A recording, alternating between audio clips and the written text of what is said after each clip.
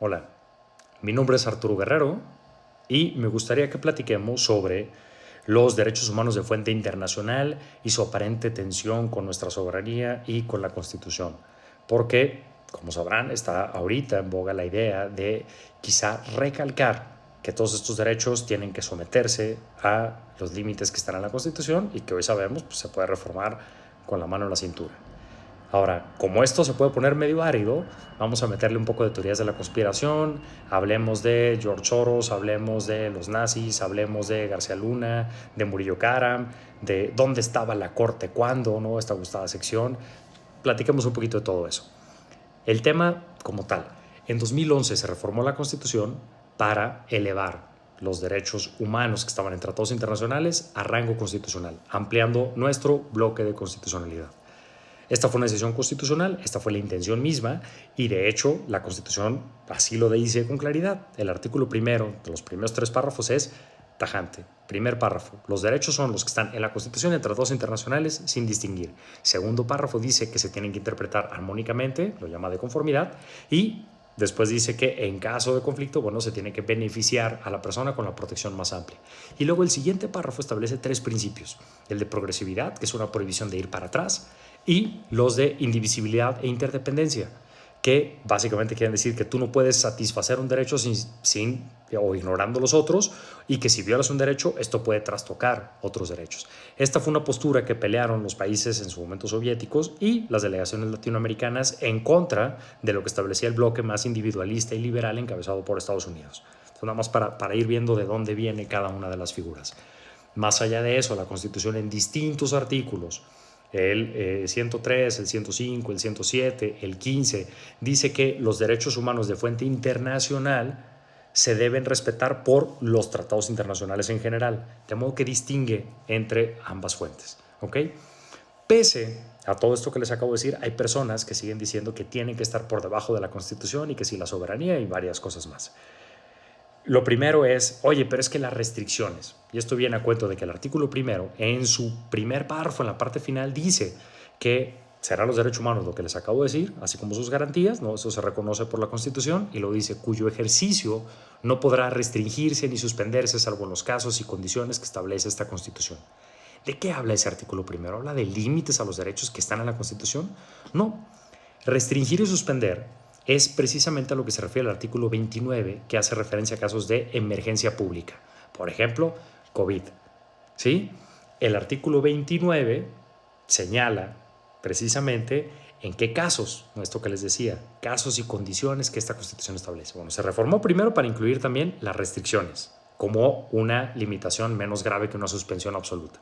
¿En qué casos? Invasión, perturbaciones graves a la paz pública. El 29 trae los casos. Oye, condiciones, también vienen las condiciones. La tiene que decretar el presidente de la República, la revisa el Congreso, puede ser en todo el territorio en una parte, tiene que tener un periodo temporal, no se puede limitar a una persona o grupo de personas, etcétera, etcétera. ¿Qué esta Constitución establece? También define un catálogo de derechos que no son susceptibles de ser restringidos ni suspendidos. ¿De dónde vienen estos? De tratados internacionales. Así quedó. Entonces, esta parte final de las restricciones se refiere al 29, que es exactamente una copia de lo que viene ahí. Más allá, si alguien sigue diciendo, no, yo sigo creyendo que son límites, ¿no? Los límites son los que tienen que prevalecer. Bueno, ¿ustedes qué creen que es lo que se eleva a la Constitución? ¿El derecho así nada más en el aire o el derecho con todos sus límites, como están en los tratados internacionales? ¿Ustedes creen que un tratado nada más dice derecho a la vida, derecho a la libertad de expresión, derecho a la religión, etcétera? No, viene el derecho enunciado y luego viene cuándo se puede limitar. Entonces, hasta que vemos el derecho delimitado podemos comparar. Si yo les digo, oye, ¿qué es más amplio, la libertad, el derecho a la libertad o el derecho a la libertad? Pues la pregunta suena medio estúpida. Pero si comparamos con el contenido de la libertad en la Constitución y el contenido de la libertad en la Convención Americana, por ejemplo, ahí podemos entender que ambas fuentes reconocen que la libertad se puede restringir cuando hay una sentencia condenatoria o en detenciones administrativas o en casos de flagrancia u urgencia. Pero nuestra Constitución además incluye en casos de arraigo y prisión preventiva oficiosa, mientras que la Convención Americana no lo hace. Ahí sí tenemos una más grande, o más restringida, perdón, caso de la Constitución, y otra más amplia, la libertad, o menos restringida, que es el caso de la Convención Americana. Y ahí sí comparamos. Más allá de eso, La norma, el segundo gran tema en todo esto, oye, es que desaplicas normas constitucionales, sí, pero para aplicar otra que también está a nivel constitucional. Y de hecho, esto me lleva a un tercer argumento, sostener que no puedes desaplicar normas parte de desaplicar una norma constitucional, que es la que me ordena hacer esto. Esto está bastante surrealista. Siguiente argumento, el mito del artículo 133 constitucional. Varias personas me han dicho, oye, es que el 133 no se reformó y hacen una lectura interesantísima del 133 sin leer ningún otro artículo de la Constitución. Y es cierto, el 133 no se reformó, pero primero, se ha reinterpretado a la luz del primero constitucional desde que se reformó en 2011 para cosas como el control difuso de constitucionalidad, esto de que cada jueza o juez puede desaplicar una norma que sea contraria a la Constitución. ¿Por qué no reinterpretar el tema de los tratados a la luz del primero constitucional que no distingue entre constitución y tratados de derechos humanos? ¿Ok? Pero más allá de eso, es irrelevante el 133 constitucional. ¿Por qué? Porque se reformó por última vez de manera sustantiva en 1934.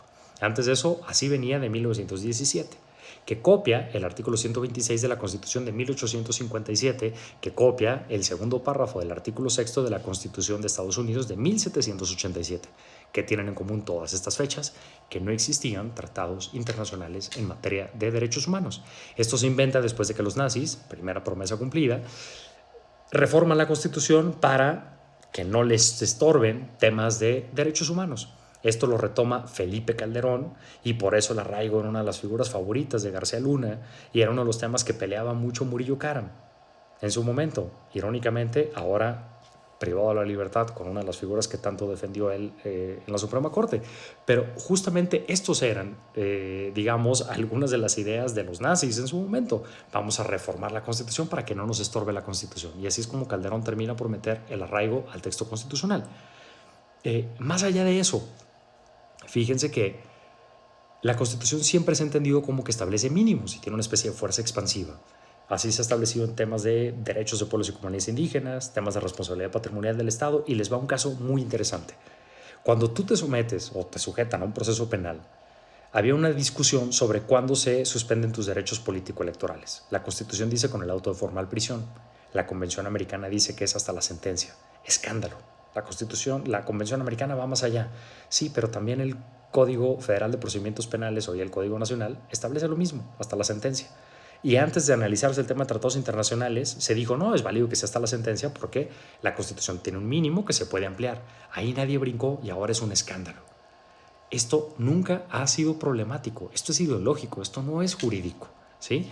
Ahora, más allá, oye, es que en teoría comparada esto no lo hacen, esto de desaplicar normas constitucionales no lo hace Francia, no lo hace España, no lo hace Estados Unidos, no lo hacen otros países, ¿no? Porque no tienen este problema de duplicidad de catálogos que sí tenemos en México. Ahora, ¿para qué ha servido toda esta estas fuentes de derecho internacional en derechos humanos? ¿Y dónde estaba la Corte antes? ¿Por qué la Suprema Corte antes no veía temas de derechos humanos? Precisamente porque no se había reformado la Constitución. A partir de que se reformó empezamos a ver una evolución en los criterios de la Corte e incluso de ministros y ministras. Algunas ministras y ministros que estaban en la segunda sala, como el ministro Luis María Aguilar, que tenía una postura más conservadora, cuando pasaron por la primera sala empezaron a cambiar de criterios. Y esto le ha pasado a varias personas.